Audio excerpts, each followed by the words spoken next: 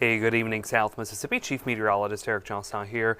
A lot to talk about tonight. We have, of course, an update on the wildfires that we've been seeing across the region, and we have some much colder temperatures tonight. In fact, we're looking at most of us getting down to freezing. We're not worried about pipes tonight, but it is a light freeze for pets, plants, and of course, check on those who don't have a way to stay warm. Now, as we head towards the middle of the week, we're warming up, and then our next chance for rain arrives later this week. But first, let's talk about these wildfires. Check out this map put out by NOAA. It is a depiction of all the satellite-indicated hotspots across the Gulf Coast, including here in South Mississippi. So each little flame that you see there represents a hotspot detected by satellites, which is likely a wildfire over the last 24 to 48 hours or so. Notice those green polygons across parts of South Mississippi. Those represent smoke plumes from those fires. And notice the little arrows that are moving from north to south. That indicates the wind direction and the wind speed. So the winds generally have been from the north, and the smoke has been going downwind from where the fire is. So that has been pushing, if maybe you're living on the coast, or maybe you live closer to the water, and you're saying, I smell smoke. Well, it's because the wind is pushing the smoke down to the coast.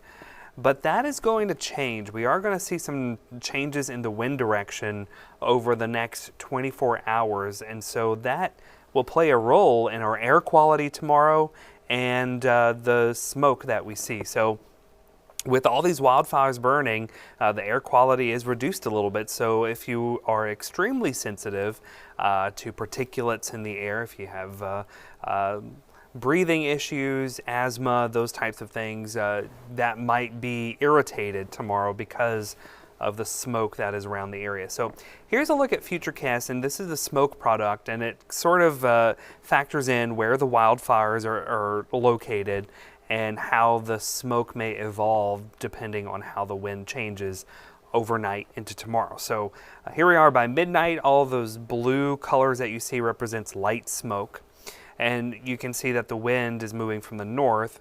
But then as we head towards sunrise tomorrow, winds become more easterly, and so we may see smoke moving, instead of moving from north to south, moving more east to west. But then as we head towards lunchtime, the winds actually switch direction again, and we're going to see more of a southerly wind tomorrow. So by tomorrow afternoon, all the smoke is going to be blown in the opposite direction that it has been blown today. So any of those fires that are left over, that are still smoldering, the smoke will start to move back towards the northerly position by the afternoon when the winds switch out of the south. Now, Futurecast it sort of takes into account, well, what if these fires reignited and got bigger? Well, then you could see those smoke plumes there. But in general, this is more of just kind of looking at how the smoke could evolve depending on those wind direction changes overnight, tonight, and tomorrow. Looking outside tonight now on the Hancock-Whitney Bank Tower Cam at Gulfport, 44 degrees. We got a lighter wind. The winds have calmed down. They're not as strong as they were. In fact, when we look at the wind gust map, most of our locations are not even reporting wind gusts, except for around Stennis and Bay St. Louis, we've had a 19 mile per hour wind gust. But for the most part, we've seen the wind calm down. The humidity has gone up. So those red flag warning criteria, you got to have humidity less than about 25%. And you have to have strong gusty winds. Those criteria no longer being met, which is why the red flag warning has been dropped. But with so many hot spots that are out there that you saw on that map, and with the wind picking up tomorrow afternoon, even though the humidity is going to be a little bit higher tomorrow, the wildfire danger is still elevated tomorrow. So continue to be vigilant of any smoke that you see tomorrow, and make sure you avoid any activities that can spark fires. The drought conditions not helping the situation. Of course, this time of the year, all the vegetation is dormant, so everything's pretty much dead, so everything is kind of fuel for fires. We are entering the peak of wildfire season for South Mississippi, which is typically late winter, early spring, before everything starts to green up. As far as those red flag warnings, again, they have been dropped, but I would still argue that the wildfire danger tomorrow is still elevated. Tonight, it's going to be cold. We're getting down into the 20s. A light freeze. Again, we're not worried about pipes, but pets, plants, and people. Make sure all of those are protected. Tomorrow's still another chilly day. Our temperatures aren't going to warm up too much, but it will be a little bit warmer than today. By lunchtime tomorrow, we'll generally be in the 50s, and by the afternoon, some 60s popping up on the map.